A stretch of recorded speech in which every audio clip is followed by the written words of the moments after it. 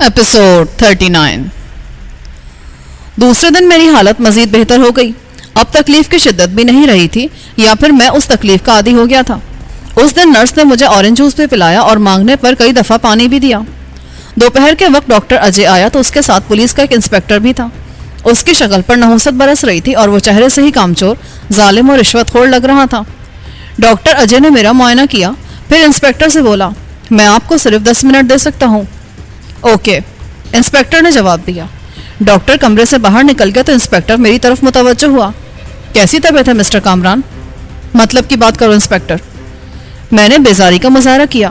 تمہیں یہاں کیوں بھیجا گیا ہے؟ انسپیکٹر بھننا کر بولا۔ وہ بلا تمہید مطلب کی بات پر آ گیا۔ مجھے تم ہی لوگ یہاں لائے ہو؟ میرے لہجے میں تمسخر تھا۔ مجھے آتے وقت ہوش ہی کب تھا؟ میں زیادہ بکواس سننے کا عادی نہیں ہوں۔ انسپیکٹر حلق کے بل دھاڑا۔ اس کی آواز اتنی بلند تھی کہ دور تک گئی ہوگی۔ میں کوئی جواب دینے ہی والا تھا کہ ڈاکٹر تیزی سے کمرے میں داخل ہوا اور بولا، نہیں انسپیکٹر صاحب، یہ کسی تھانے کا ٹارچر سیل نہیں بلکہ ہاسپٹل ہے، آپ جا سکتے ہیں۔ دوسرے لفظوں میں اس نے یہ کہا تھا کہ دفع ہو جاؤ۔ انسپیکٹر نے جھلا کر ڈاکٹر کو دیکھا، پھر برا سا منہ بنا کر بولا، آپ نے مجھے 10 منٹ دیے تھے۔ وہ 10 منٹ اسٹیٹمنٹ کے لیے تھے، چیخو پکار کے لیے نہیں۔ ڈاکٹر کا لہجہ سرد تھا۔ پیشنٹ اس وقت میری ذمہ داری ہے، یہاں سے ریلیز ہو جائے تو اسے کاٹ کر پھینک دینا، مگر ابھی نہیں۔ اوکے، انسپیکٹر تپے ہوئے لہجے میں بولا اور تنتناتا ہوا باہر نکل گیا۔ میں نے چہرے پر نقاہت طاری کر لی اور نحیف آواز میں بولا، پانی۔ ڈاکٹر نے مجھے چمچ سے پانی پلایا اور بولا، آپ فکر مت کریں مسٹر کامران، اب آپ کو کوئی ڈسٹرب نہیں کر سکے گا۔ ان لوگوں نے زیادہ گڑبڑ کی تو میں ہوم سیکرٹری تک جاؤں گا۔ ڈاکٹر صاحب، آپ کو بھلک دہشت گرد سے کیوں ہمدردی ہے؟ میرا مریض دہشت گرد ہو یا کوئی سادھو سنت، وہ صرف مریض ہے، وہ ایک انسان ہے جس کی جان بچانا میرا فرض ہے، چاہے صحت مند ہو کر وہ پھانسی چڑھ جائے یا فائرنگ اسکواڈ کے حوالے کر دیا جائے۔ میں نے تلخ لہجے میں پوچھا، یہ میرا پرابلم نہیں ہے۔ ڈاکٹر نے کہا، پھر چونک کر بولا، بس آج کے لیے اتنا ہی کافی ہے، اب آپ ریسٹ کریں۔ میں خود بھی اپنے آپ کو تھکا تھکا محسوس کر رہا تھا، اسی لیے میں نے خاموشی سے آنکھیں موند لیں۔ پھر مزید ایک ہفتہ گزر گیا مگر پولیس کا کوئی آدمی نہیں آیا۔ کمرے کے باہر البتہ 2 کانسٹیبل ہر وقت موجود رہتے تھے۔ 2 دفعہ مجھے ایکس رے کے لیے لے جایا گیا مگر دونوں کانسٹیبل مجھے بیٹھے نظر آئے۔ میرے پیٹ کا زخم زیادہ مہلک نہیں تھا۔ ڈاکٹر نے مجھے بتایا تھا کہ گولی نے صرف آنت کو تھوڑا سا متاثر کیا تھا، وہ زخم بھی تیزی سے ٹھیک ہو رہا تھا۔ 10ویں دن ایک وارڈ بوائے نے مجھے ویل چیئر پر بٹھایا اور لان کی طرف گیا۔ دونوں پولیس والے سائی کی طرح میرے پیچھے لگے ہوئے تھے۔ وارڈ بوائے نے مجھے پورے لان کا چکر لگوایا اور تھوڑی دیر بعد واپس کمرے میں لے گیا، پھر اس نے بڑی احتیاط سے مجھے بیڈ پر لٹا دیا۔ 2 ہفتے مزید گزر گئے۔ اس دوران میں نہ پولیس آئی نہ گلوریا نے شکل دکھائی۔ اب مجھے یقین ہو چلا تھا کہ مجھے دھوکا ہوا ہے، وہ گلوریا نہیں تھی۔ گلوریا ہوتی تو میں اب تک یوں بے یار و مددگار پڑا نہ رہتا۔ انسان جب حواس باختہ ہو تو کچھ بھی سن سکتا ہے، کچھ بھی دیکھ سکتا ہے۔ میں تو اس وقت موت کے حصار میں تھا۔ مجھے اگر گلوریا کی آواز سنائی دی تھی تو یہ کوئی تعجب کی بات نہیں تھی۔ رہا گنیش تو وہ بیچارہ تو مجھے دیکھ کر میرے پیچھے لپکا تھا۔ دیکھتے ہی دیکھتے مجھے وہاں 1 مہینہ گزر گیا۔ میرے پیٹ کا زخم پوری طرح مندمل ہو چکا تھا۔ مجھے کھانے کے لیے بہترین خوراک دی جا رہی تھی۔ کبھی کبھی تو مجھے ایسا لگتا تھا جیسے وہ لوگ مجھے قربانی کے لیے تیار کر رہے ہوں۔ میں پھر پہلے کی طرح تندرست و توانا ہو گیا تھا، بس ابھی تک پیروں پر پلاسٹر تھا۔ دائیں پیر کی ران اور گھٹنے کے درمیانے حصے میں فریکچر تھا اور بائیں پیر کی پنڈلی متاثر ہوئی تھی۔ بیڈ پر لیٹے لیٹے میں ہلکی پھلکی ورزش بھی کر لیتا تھا مگر اپنے پیروں پر کھڑا نہیں ہو سکتا تھا۔ ایک دفعہ میں نے نرس کی غیر موجودگی میں کھڑا ہونے کی کوشش کی تو اتنی شدید تکلیف ہوئی کہ میں اوندھے منہ زمین پر گر پڑا۔ اگر میں اپنے دونوں ہاتھ زمین پر نہ ٹیک دیتا تو میرا چہرہ بگڑ جاتا۔ اسی وقت نرس کمرے میں داخل ہوئی اور چیختی ہوئی واپس چلی گئی۔ اس کی چیخو پکار سن کر دونوں پولیس والے اندر آ گئے۔ وہ یہ سمجھے کہ میں فرار ہونا چاہتا ہوں اور میں نے نرس پر حملہ کر دیا ہے۔ ان دونوں نے مجھ پر بندوقیں تان لی۔ اچانک ڈاکٹر بھی کمرے میں آ گیا۔ وہ پولیس والوں کو کمرے میں دیکھ کر آگ بگولا ہو گیا۔ وہ نہ جانے کیا سمجھا۔ میں زمین پر پڑا تھا اور دونوں پولیس والے مجھ پر بندوقیں تانے کھڑے تھے۔ ڈاکٹر سمجھا کہ شاید پولیس والے مجھ پر تشدد کر رہے ہیں۔ وہ چیخ کر بولا، گیٹ آؤٹ، تمہیں اندر گھسنے کی اجازت کس نے دی؟ میں ابھی تمہارے چیف سے بات کرتا ہوں، یہ ہاسپٹل ہے، کوئی بچڑ خانہ نہیں ہے۔ پھر وہ نرس سے بولا، کیا بات تھی؟ یہ لوگ کامران سے کیا کہہ رہے تھے؟ یہ لوگ تو بعد میں آئے ہیں، کامران صاحب تو خود ہی بیڈ سے گر پڑے ہیں، نرس نے جلدی سے کہا۔ پلک جھپکتے میں ڈاکٹر معاملے کی تہہ تک پہنچ گیا۔ اس دوران میں پولیس والے باہر جا چکے تھے۔ ڈاکٹر نے مجھے اٹھا کر بیڈ پر لٹایا اور سخت لہجے میں بولا، یہ کیا حرکت تھی مسٹر کامران؟ آپ نے بیڈ سے نیچے اترنے کی کوشش کیوں کی تھی؟ میں نے سنا تھا کہ آپ پڑھے لکھے آدمی ہیں، میری بات سمجھ گئے ہوں گے، مگر آپ تو… سوری ڈاکٹر، میں یہ دیکھ رہا تھا کہ میں اپنا وزن اٹھا سکتا ہوں یا نہیں۔ تکلیف تو نہیں ہو رہی؟ بہت شدید تکلیف ہو رہی ہے ڈاکٹر۔ واقعی مجھے شدید تکلیف ہو رہی ہے، میں نے جواب دیا۔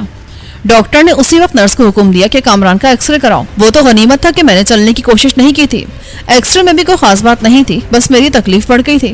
ڈاکٹر نے بتایا کہ اب اگر چلنے کی کوشش کی تو ریکور ہونے میں اتنا ہی ٹائم مزید لگے گا۔ میں نے اس سے وعدہ کیا کہ میں آئندہ ایسی کوئی حرکت نہیں کروں گا۔ اس روز میری آنکھ کھلی تو ایک نئی نرس کمرے میں موجود تھی۔ وہ خاصی حسین اور طرح دار لڑکی تھی۔ میں نے سوچا ہاسپٹل کی انتظامیہ میں کوئی بعض آدمی شامل ہے جو چھانٹ چھانٹ کر حسین چہرے لایا ہے۔ میں نے غور سے اس لڑکی کا جائزہ لیا۔ وہ درمیانے قد اور متناسب جسم کی مالک تھی۔ اس کے خوبصورت چہرے پر ایک معصومیت سی تھی۔ وہ مجھے ایسی عقیدت اور احترام سے دیکھ رہی تھی کہ میں شرمندہ ہو کر رہ گیا۔ اس کے یوں دیکھنے پر مجھے بھی الجھن ہو رہی تھی۔ میں نے سرد لہجے میں پوچھا، کیا بات ہے؟ تم کچھ کہنا چاہتی ہو مجھ سے؟ آپ کامران صاحب ہیں نا؟ اس نے معصومیت سے پوچھا۔ میرے دل میں آیا کہ میں جواب میں کہوں میں امریکہ کا صدر ریگن ہوں، مگر نہ جانے اس کی آنکھوں میں کیا بات تھی کہ میں اس پر طنز نہ کر سکا۔ بی بی، اب میں کامران کہاں رہا؟ میں تو ایک ناکام و نامراد آدمی ہوں۔ کوئی شخص پولیس کی تحویل میں رہ کر کامران کیسے ہو سکتا ہے؟ بہرحال تم بتاؤ کیا کہنا چاہتی ہو؟ میں نے نرم لہجے میں پوچھا۔ میں تو یہاں بہت سی امیدیں لے کر آئی تھی، مگر آپ تو خود ہی اتنی مایوسی کی باتیں کر رہے ہیں۔ میں بھلا تمہاری کیا مدد کر سکتا ہوں؟ میں نے بلند آواز میں کہا، پھر تکیے کے پاس پڑا ہوا سگریٹ کا پیکٹ اٹھایا اور نرس سے بال پوائنٹ لے کر سگریٹ کے پیکٹ پر لکھا۔ ہو سکتا ہے پولیس نے اس کمرے کو بٹ کر دیا ہو، اسی لیے جو کچھ کہنا لکھ کر کہو، ورنہ میری وجہ سے خواہ ماری جاؤ گی۔ میں کوئی معزز شخصیت، کوئی وزیر یا منسٹر نہیں ہوں۔ تم کیا سمجھ رہی ہو مجھے؟ وہ کیا ہے کہ آپ کے کمرے کے باہر پولیس کی گارڈ ہے۔ میں سمجھی آپ یا تو نیتا ہیں یا کوئی کروڑ پتی بزنس مین۔ اس کے ساتھ ہی وہ کاغذ پر کچھ لکھتی بھی جا رہی تھی۔ پھر اس نے وہ کاغذ میری طرف بڑھا دیا۔ اس پر لکھا تھا، میں تفصیل سے سب کچھ لکھ کر لے آؤں گی، پلیز آپ میری مدد کریں۔ میں پڑھ کر بولا، تمہیں غلط فہمی ہوئی ہے سسٹر، میں کروڑ پتی بزنس مین ہوں، نہ کوئی نیتا یا منسٹر۔ میں تو قیدی ہوں اور مجھ پر دہشت گردی کا الزام ہے۔ پولیس کی یہ گارڈ میری حفاظت کے لیے نہیں بلکہ مجھے فرار سے روکنے کے لیے رکھی گئی ہے۔ تب تو واقعی مجھ سے بھول ہو گئی، اس نے جلدی سے کہا۔ پھر وہ مجھے دوا اور انجیکشن دے کر واپس چلی گئی۔ میں کافی دیر تک اس نئی نرس کے بارے میں سوچتا رہا۔ مجھے یہ خیال آیا کہ کہیں وہ پولیس کی چال نہ ہو، اس لڑکی کا تعلق پولیس سے بھی ہو سکتا تھا۔ اپنے کمرے کے بگ ڈھونے کا شوشہ تو میں نے یوں ہی چھوڑا تھا، ورنہ اسپتال کے اس کمرے کو بٹ کر کے پولیس کو کیا ملتا؟ میرا کوئی ساتھی تو مجھ سے وہاں ملنے آتا نہیں تھا، پھر میں کسی اجنبی سے کیا گفتگو کر سکتا تھا جسے پولیس سنتی؟ وہ نرس دوسرے دن آئی تو اپنے ساتھ ایک لفافہ بھی لائی تھی۔ اس نے خاموشی سے لفافہ میرے سپرد کر دیا، پھر مجھے دوا اور انجیکشن دینے کے بعد چلی گئی۔ میں تجسس میں مبتلا تھا کہ آخر اس نے کیا لکھا ہے اور جلد از جلد اسے پڑھنا چاہتا تھا، مگر مجھے موقع ہی نہیں مل رہا تھا۔ ابھی تک ڈاکٹر اجے بھی راؤنڈ پر نہیں آیا تھا۔ ڈاکٹر اجے کے علاوہ مجھے یہ خدشہ تھا کہ کوئی پولیس افسر میرا بیان لینے کے لیے نہ آ جائے۔ دوپہر 11 بجے کے قریب ڈاکٹر راؤنڈ پر آیا، اس کے ساتھ نئی نرس بھی تھی۔ وہ پر امید نظروں سے میری طرف دیکھ رہی تھی۔ اس کی آنکھوں میں کئی سوال تھے، مگر میں نے تو اب تک اس کا دیا ہوا لفافہ کھولا بھی نہیں تھا۔ وہ جتنی دیر وہاں رہی متوقع نظروں سے میری طرف دیکھتی رہی، مگر جب میں نے کسی رد عمل کا اظہار نہیں کیا تو وہ مایوس ہو کر واپس چلی گئی۔ ڈاکٹر نے میرا چیک اپ کیا اور بتایا کہ آپ نے حیرت انگیز طور پر بہت جلدی ریکور کیا ہے اور اب 15 یا زیادہ سے زیادہ 20 دن بعد مجھے اسپتال سے ڈسچارج کر دیا جائے گا۔ ڈاکٹر کے جانے کے بعد میں نے کچھ دیر انتظار کیا، پھر اس کا لایا ہوا لفافہ کھول لیا۔ اس نے اردو کے بجائے انگلش میں لکھا تھا، کامران صاحب آپ بھی سوچ رہے ہوں گے کہ عجیب لڑکی ہے، خواہ مخواہ گلے پڑ رہی ہے۔ میری سمجھ میں نہیں آ رہا کہ اپنی بات کہاں سے شروع کروں۔ اردو مجھے لکھنا نہیں آتی اور میری انگلش بھی اتنی اچھی نہیں ہے، مگر مجبوری ہے۔ خدا کرے آپ میری بات سمجھ جائیں۔ میرا نام سلمہ ہے، میرے والد پولیس میں انسپیکٹر تھے، وہ انتہائی فرض شناس اور ایماندار افسر تھے، اسی وجہ سے ایک ایم ایل اے نے انہیں قتل کرا دیا۔ مجھ سے چھوٹا ایک بھائی کالج میں پڑھتا تھا، اس پر اسی ایم ایل اے کے گنڈوں نے اتنا تشدد کیا کہ وہ ہمیشہ کے لیے معذور ہو گیا۔ پھر ان بدماشوں نے ہمارے گھر پر حملہ کیا، میں اس وقت گھر پر موجود نہیں تھی۔ انہیں دراصل ایک فائل کی تلاش تھی جو ابا جان کی تحویل میں تھی۔ فائل کی تلاش میں انہوں نے گھر کا کونا کونا چھان مارا، امی پر بھی زبردست تشدد کیا اور ناکامی کے بعد انہوں نے امی کو قتل کر دیا۔ گھر کی تلاشی لینے کے بعد وہ لوگ شاید مطمئن ہو گئے کہ وہ فائل ابا کے پاس نہیں تھی، مگر اصل میں وہ فائل ابا ہی کی تحویل میں تھی۔ مجھے اور امی کو علم تھا کہ ابا خفیہ کاغذات کہاں رکھتے ہیں۔ ان کی الماری کا ایک پٹ اندر سے کھوکھلا تھا اور کسی اسکرو ڈرائیور یا نوکیلی چیز کی مدد سے اس کا ایک حصہ علیحدہ ہو جاتا تھا۔ میں نے وہ فائل وہاں سے نکال لی، وہ فائل اب میری تحویل میں ہے۔ اس کے ذریعے نہ صرف وہ ایم ایل اے بلکہ پولیس کے کئی بڑے افسران بھی بے نقاب ہو سکتے ہیں۔ اس واقعے کو 1 سال ہو گیا، مگر مجھ میں اتنی ہمت نہیں ہے کہ وہ فائل پولیس کے حوالے کر دوں۔ ممکن ہے پولیس کمشنر خود بھی ان جرائم میں ملوث ہو۔ اپنے معذور بھائی کو دیکھتی ہوں تو میرا خون کھولنے لگتا ہے اور دل چاہتا ہے کہ ان بدماشوں کو اپنے ہاتھوں سے ذبح کر دوں جنہوں نے میرے بھائی کی یہ حالت کی ہے۔ میں نے اخباروں میں آپ کے بارے میں پڑھا تو میرے دل سے بے اختیار یہ دعا نکلی کہ یا اللہ مجھے اس بہادر اور حوصلہ مند آدمی سے ملا دے۔ میری یہ دعا پوری تو ہوئی، مگر اس صورت میں کہ آپ تو خود دوسروں کے محتاج تھے۔ جب آپ کو خون کی ضرورت پڑی تو میں نے سوچا کہ کسی ہندو کا خون آپ کی رگوں میں نہ جانے پائے، اور خدا کا شکر ہے کہ میں اپنی سی کوشش میں کامیاب رہی۔ اس کے لیے مجھے کیا کیا جتن نہ کرنے پڑے، یہ ایک الگ داستان ہے۔ بہرحال میں نے کسی ہندو کے ناپاک خون کا قطرہ بھی آپ کے جسم میں داخل نہیں ہونے دیا۔ آپ کی نظر میں شاید یہ بات دقیانوسی ہو، مگر میرے لیے بہت اہم ہے۔ میں چاہتی تھی کہ آپ میری مدد کریں، مگر آپ تو خود ہی گرفتار ہیں۔ اگر آپ اپنے ساتھیوں سے رابطہ کرنا چاہیں تو مجھ پر اعتماد کر سکتے ہیں، کوئی مجھ پر شک نہیں کرے گا۔ آپ چاہیں تو آپ کو اسپتال سے فرار بھی کرا سکتی ہوں، مجھے آپ کے کام آ کر خوشی ہوگی۔ فقط سلمہ۔ خط پڑھ کر میں بہت دیر تک تذبذب میں رہا۔ نہ جانے کیوں مجھے یہ یقین نہیں آ رہا تھا کہ سلمہ نے جو کچھ لکھا ہے سچ لکھا ہے۔ اگر وہ سب کچھ سچ بھی تھا تو آخر مجھ سے وہ کیا چاہتی تھی؟ مجھے کسی بھارتی ایم ایل اے کے غنڈہ گردیوں سے کیا دلچسپی ہو سکتی تھی؟ میرا وطن تو خود ان معاملات میں خود کفیل تھا۔ بھارتی تو رشوت، چور بازاری اور غنڈہ گردی کے ان طریقوں کا تصور بھی نہیں کر سکتے تھے۔ 2 بجے کے قریب سلمہ دوا لے کر آئی تو میں نے اس سے کہا، تم نے جو کچھ لکھا ہے میں نے پڑھ لیا ہے، مگر تم مجھ سے کیا چاہتی ہو؟ اس نے اداس لہجے میں کہا، میں آپ سے بھلا کیا چاہ سکتی ہوں؟ نہ جانے کیوں میں نے آپ کو اپنا سمجھ کر سب کچھ بتا دیا، شاید اسی لیے کہ آپ مسلمان اور پاکستانی ہیں۔ میں تلخی سے ہنسا۔ میں کتنا مسلمان ہوں یہ تو خیر میں ہی جانتا ہوں۔ جہاں تک پاکستانی ہونے کا سوال ہے تو بی بی، حکومت پاکستان بھی میرے سر کی طلبگار ہے۔ یہ تو خیر دشمن ملک ہے۔ میرے ملک کی پولیس اور دوسری ایجنسیاں میرے خون کی پیاسی ہیں۔ حکومت کے علاوہ وہاں کے معزز ڈاکو بھی میری جان کے دشمن ہیں۔ میں تو روتے روتے تھک گیا ہوں۔ سب کچھ بے معنی اور بے مقصد لگنے لگا ہے مجھے، اور میں اس حالت میں تمہارے کس کام آ سکتا ہوں؟ میں تو خود چلنے پھرنے سے معذور ہوں۔ آپ کے ہمدرد اور ساتھی بھی تو ہوں گے نا اس شہر میں، اگر آپ انہیں کوئی پیغام بھجوانا چاہیں تو میں یہ کام کر دوں گی۔ میرا اگر کوئی ساتھی ہوتا تو میں اب تک اسپتال میں لاوارثوں کی طرح پڑا نہ رہتا۔ آپ شاید مجھ پر اعتماد نہیں کر رہے۔ مجھے تم پر پورا اعتماد ہے، میں نے کہا، مگر میں اس کے مسلسل اصرار پر چونک گیا تھا۔ وہ اس بات پر بضد کیوں تھی کہ میں اپنے ساتھیوں کے پتے اسے بتاؤں؟ کس سوچ میں پڑ گئے آپ؟ میں سوچ رہا ہوں سلمہ کہ تم پر اعتماد کرنا ہی پڑے گا۔ تم مسلمان ہو اور ایک دیانتدار پولیس افسر کی بیٹی ہو۔ تم نے اپنے والد کا نام عرفان احمد ہی لکھا تھا نا؟ میں نے نفسیاتی حربہ استعمال کیا، ورنہ اس نے اپنے والد کا نام تو لکھا ہی نہیں تھا۔ وہ الجھن میں پڑ گئی، پھر کچھ سوچ کر بولی، جی ہاں، ان کا نام عرفان احمد ہی تھا۔ میری شبہات کی تصدیق ہو گئی۔ سلمہ وہ نہیں تھی جو ظاہر کر رہی تھی۔ میں نے اس پر ظاہر نہیں ہونے دیا کہ میں اس کی حقیقت جان گیا ہوں۔ میں نے کہا، میں 1 آدھ دن میں تمہیں اپنے ساتھی کے پاس بھیجوں گا۔ پھر وہ چلی گئی۔ پولیس نے میرے لیے بہت کمزور جال بنایا تھا، یا پھر ان لوگوں کو اندازہ نہیں تھا کہ میں سلمہ پر شک بھی کر سکتا ہوں۔ کچھ دیر کے لیے تو میں بھی قائل ہو گیا تھا، مگر سلمہ سے پہلی غلطی یہ ہوئی کہ وہ بلا جھجک مجھ سے بات چیت کرنے لگی۔ وہ بھول گئی کہ اس سے پہلے میں نے کمرے کے بگ ڈھونے کا شبہ ظاہر کیا تھا۔ اسے تو زیادہ محتاط ہونا چاہیے تھا۔ پھر رہی صحیح کسر اس نے اپنے باپ کا نام بتا کر پوری کر دی۔ وہ خود بھول گئی تھی کہ اس نے اپنے باپ کا نام کیا لکھا تھا۔ اس کا مقصد صرف یہ تھا کہ پیغام رسانی کے بہانے میرے ساتھیوں کے پتے حاصل کرے۔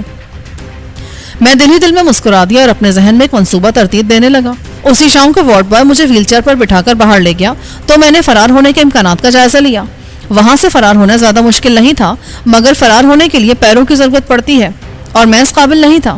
پولیس بھی شاید اسی وجہ سے مطمئن تھی، ورنہ میرے ساتھ اتنی رعایت نہ کی جاتی۔ دوسرے دن سلمہ آئی تو میں نے سوچا اسے ہمایوں مرزا کے پاس بھیج دوں، مگر پھر خود ہی اس خیال کو مسترد کر دیا۔ سلمہ مجھ سے پہلے سوچتی کہ ہمایوں مرزا کو تو میری گرفتاری کا علم ہے، پھر وہ اب تک میری مدد کو کیوں نہیں آیا؟ اس دن بھی میں نے اسے ٹال دیا۔ اب میں خود کو چاقو چابند محسوس کر رہا تھا۔ میرے پیروں میں بھی تکلیف نہیں تھی۔ میں نے بیڈ پر لیٹے لیٹے پیروں کی ورزش کی اور ایک مرتبہ کھڑا ہونے کا ارادہ کر لیا۔ ویل چیئر بیڈ کے نزدیک ہی تھی۔ میں نے ہاتھ بڑھا کر اسے مزید نزدیک کیا، پھر کھسک کر ویل چیئر پر بیٹھ گیا۔ اس بار میں کوئی رسک نہیں لینا چاہتا تھا۔ میں نے ویل چیئر کے ہتھے پکڑ کر احتیاط سے دونوں پیر زمین پر رکھ دیے اور آہستہ آہستہ ان پر اپنے جسم کا بوجھ ڈالنے لگا۔ پھر میں بیڈ کی پشت اور ویل چیئر کا سہارا لے کر کھڑا ہو گیا۔ میرے پورے جسم میں درد کی ایک شدید لہر دوڑ گئی، ٹانگیں کانپنے لگی اور میں دھم سے دوبارہ ویل چیئر پر بیٹھ گیا۔ اس کوشش میں سردی کے باوجود میرا پورا جسم پسینے میں شرابور ہو گیا تھا۔ میرے زخم اتنے معمولی تھے نہیں جتنے ڈاکٹر اجے نے ظاہر کیے تھے۔ اپنی بے بسی اور بے چارگی پر میری آنکھوں میں آنسو آ گئے۔ رات کو سلمہ کی بجائے کوئی دوسری نرس آئی۔ اس نے پہلے میرا چارٹ دیکھا، پھر کیپسولز کھلانے کے بعد بولی، آپ کو انجیکشن بھی دے دیا جائے گا، مگر مجھے انجیکشن لگانا نہیں آتا۔ مجھے اس کی بات پر ہنسی آ گئی۔ یہ تو ایسا ہے کہ کوئی ڈرائیور یہ کہے کہ مجھے گاڑی چلانا نہیں آتی۔ پھر میں سنبھل کر بولا، بی بی، جب یہ کام تمہارے بس کا نہیں ہے تو کرتی کیوں ہو؟ مجبوراً کرنا پڑتا ہے سر، ضرورت تو انسان سے نہ جانے کیا کچھ کرا لیتی ہے۔ ایسی بھی کیا ضرورت ہے کہ مریضوں سے دشمنی نکالی جائے؟ तुम पढ़ी लिखी हो, रवानी से इंग्लिश बोल सकती हो, तुम्हें तो कहीं भी मुलाजमत मिल जाएगी। वाकई? वो चहक कर बोली, फिर बदले हुए लहजे में बोली, अपने मशवरे अपने पास ही रखो, यहाँ पड़े पड़े तुम्हारे जहन को भी जंग लग गया है और शायद तुम्हारी नजर भी कमजोर हो गई है। मैं बुरी तरह चौंक उठा। वो ग्लोरिया थी। मैंने गौर से उसे देखा। उसने सिर्फ बालों के स्टाइल में थोड़ी सी तब्दीली की थी और सलमा की तरह चश्मा लगा लिया था। साफ पहचानी जा रही थी कि वो ग्लोरिया है, मगर शायद मेरी ही अकल पर पत्थर पड़ गए थे जो मैं उसे पहचान नहीं रहा था। मैंने मुंह बनाकर कहा, तुम अब तक कहाँ मरी हुई थी? अब फुर्सत मिली है तुम्हें? ये बातें बाद में होती रहेंगी, फिलहाल तो तुम्हें यहाँ से निकालना है। बड़ी जल्दी ख्याल आ गया तुम्हें मेरा। मेरी इत्तला के मुताबिक गोली तुम्हारे सर में तो नहीं लगी है। तुम क्या चाहती थी? कोई गोली मेरे सर में भी लगती क्या? मैं ये सिर्फ इसलिए पूछ रही हूँ कि तुम्हारी अकल क्यों खत्म हो गई है। मुझे मालूम था कि तुम कम से कम 2 महीने यहाँ जरूर रहोगे। मैं तुम्हें जख्मी हालत में यहाँ से निकालती तो तुम्हारा इलाज कैसे होता? यहाँ कम से कम तुम्हारा इलाज तो हो गया ना। मेरे पास एक एक लम्हे की रिपोर्ट है। तुम्हारे कई ऑपरेशन हुए हैं। सबसे ज्यादा मौलिक तुम्हारे पैरों के जख्म थे। फ्रैक्चर तो था ही, 2 गोलियां भी जिस्म में पेवस्त थी। खासे तवील ऑपरेशन के बाद वो दोनों गोलियां निकाली गई हैं। ये बात तुम्हें किसी डॉक्टर या नर्स ने नहीं बताई होगी। बहरहाल फिर मैंने यही फैसला किया कि तुम चलने फिरने के काबिल हो जाओ तो यहाँ से निकाला जाए। तैमूर की भी यही राय थी। तो क्या तैमूर भी तुम्हारे साथ है? मैंने चौंक कर पूछा। इस इत्तला पर मुझे खुशगवार हैरत हुई थी। असल में तैमूर पहले से ही आ रहा था। मेरा प्रोग्राम तो बाद में बना। कराची के हालात मैंने सज्जाद के सुपुर्द कर दिए हैं। कौन सज्जाद? तफसीली गुफ्तगू के लिए बहुत वक्त पड़ा है। अभी यहाँ से तो बाहर निकलो। बाहर पुलिस गार्ड मौजूद है। फिर मैं, वो दोनों अपनी जान से बेजार हैं। तुम उन्हें गार्ड कह रहे हो? मैं किसी बहाने से उन दोनों पुलिस वालों को अंदर बुलाती हूँ। उनसे निमटने के बाद तुम्हें स्ट्रेचर पर डालकर यहाँ से निकाल लेंगे। तैमूर ने पहले से एक एम्बुलेंस पर कब्जा कर लिया है। मेरा इशारा मिलते ही वो एम्बुलेंस को इस वार्ड के सामने ले आएगा। मगर तुम यहाँ तक पहुंची कैसे? जिस नर्स की ड्यूटी थी यहाँ, उसे मैं बेहोश करके डाला ही हूँ। बस अब तैयार हो जाओ, मैं पुलिस वालों को बुलाती हूँ। ये कहकर ग्लोरिया दरवाजे की तरफ लपकी। फिर मुझे उसकी तेज आवाज सुनाई दी, जल्दी आओ, कामरान पागल हो गया है। इसने अचानक मेरी गर्दन दबोच ली है। फौरन ही भारी कदमों की आवाजें सुनाई दी और दोनों काहिलुल वजूद पुलिस वाले घबराए हुए अंदर आ गए। ग्लोरिया दरवाजे के पास रुक गई। वो दोनों बंदूकें ताने मेरी तरफ बढ़े। उनमें से एक पीछे था। ग्लोरिया ने पुष्ट उसकी गर्दन पर जोरदार जरब लगाई। उसके हलक से चीख निकली और वो आगे पीछे झूमने लगा। उसकी आवाज सुनते ही दूसरा कांस्टेबल भड़क कर पलटा, मगर ग्लोरिया पहले से तैयार थी। उसने झपट कर कांस्टेबल की राइफल पकड़ी और उसे जोरदार झटका दिया। वो लड़खड़ाकर आगे की तरफ झुक गया। ग्लोरिया ने घूमकर उसकी कनपट्टी पर एक किक रसीद की। उसे खुद पर इतना एतमाद था कि उसने ये देखने की जहमत भी गवारा नहीं की कि वो दोनों होश में हैं या बेहोश हो चुके हैं। दूसरे कांस्टेबल को किक रसीद करते ही वो झपट कर कमरे से बाहर निकल गई। चंद लम्हों बाद वो एक स्ट्रेचर समेत कमरे में दाखिल हुई। ग्लोरिया ने मुझे स्ट्रेचर पर मुंतकिल किया और सर से पांव तक मुझ पर चादर डाल दी। फिर वो स्ट्रेचर लेकर फुर्ती से बाहर निकल गई। मैंने चादर का कोना थोड़ा सा उठाकर देखा। कॉरिडोर बिल्कुल सुनसान था। ग्लोरिया का रुख ऑपरेशन थिएटर की तरफ था ताकि कोई देखे तो यही समझे कि मरीज को ओटी में ले जाया जा रहा है। कुछ आगे जाकर वो अचानक बाएं तरफ के कॉरिडोर में मुड़ गई। उसी वक्त मुझे एम्बुलेंस दिखाई दी जो सुस्त रफ्तारी से कॉरिडोर की तरफ आ रही थी। तैमूर ने बहुत फुर्ती का मुजाहरा किया था। ग्लोरिया ने लपक कर एम्बुलेंस का कभी दरवाजा खोला, फिर उस स्ट्रेचर का ऊपरी हिस्सा एम्बुलेंस में धकेल दिया। उसके साथ ही वो खुद भी एम्बुलेंस में दाखिल हो गई। अस्पताल की हदूद से बाहर निकलने के बाद ग्लोरिया ने खुशी में जोरदार कहकहा लगाया, मगर उसका कहकहा हलक में घुटकर रह गया। एक सीट से कोई उछलकर बाहर निकला और उसने ग्लोरिया की कनपट्टी पर रिवॉल्वर रख दिया। हरकत करने की कोशिश मत करना, वरना तुम्हारी खूबसूरत खोपड़ी पाश पाश हो जाएगी। वो गुर्रा कर रमा इंग्लिश में बोला, मगर लबो लहजे से वो मकामी लग रहा था। अपने हाथ सर पर रखो। कौन हो तुम और मुझसे क्या चाहते हो? ग्लोरिया इब्तिदाई धक्के से संभल कर बोली, इतनी भोली मत बनो मैडम, तुम अच्छी तरह जानती हो कि मैं क्या चाहता हूँ। अगर मैं जानती हूँ तो तुमसे कभी ना पूछती। ये गन तो हटाओ। एक कमजोर औरत और माजूर मर्द से तुम्हें क्या खतरा हो सकता है? मैं अच्छी तरह जानता हूँ कि तुम कितनी कमजोर हो। रहा सवाल इस माजूर मर्द का, तो ये बेचारा वाकई माजूर है। अब अपनी जुबान बंद रखना, बाद में तुमसे तफसीली बातचीत होगी। तैमूर के धोखे में हम ना जाने किन लोगों के चुंगल में फंस गए थे, मगर तुम लोग आखिर हो कौन? हॉस्पिटल की मैनेजमेंट इस बात को बहुत ऊपर तक ले जाएगी। खामोश रहो। राइफल बरदार गुर्राया। फिर एम्बुलेंस में खामोशी छा गई। वो मेरे हाथों की पहुंच से बहुत दूर था, वरना अब तक मैं उसकी गर्दन नाप चुका होता, क्योंकि वो मेरी तरफ से बिल्कुल गाफिल था। शायद वो मुझे बिल्कुल ही माजूर समझ रहा था। गाड़ी तकरीबन 1 घंटे तक चलती रही, फिर उसकी रफ्तार खासी कम हो गई। میں سمجھا کہ اب رکنے والا ہے، مگر ڈرائیور نے اسے دائیں طرف موڑ کر کچے راستے پر ڈال دیا اور گاڑی کو بری طرح جھٹکے لگنے لگے۔ تقریباً 10 منٹ تک اسی طرح اونچے نیچے رستوں پر چلنے کے بعد وہ ہموار راستے پر چلنے لگی، مگر وہ بھی پختہ سڑک نہیں تھی، کچا ہی راستہ تھا۔ پھر شاید مجھے اونگ آ گئی کیونکہ میری نیند تو اس وقت ٹوٹی جب ایمبولینس دھچکے سے رکی تھی۔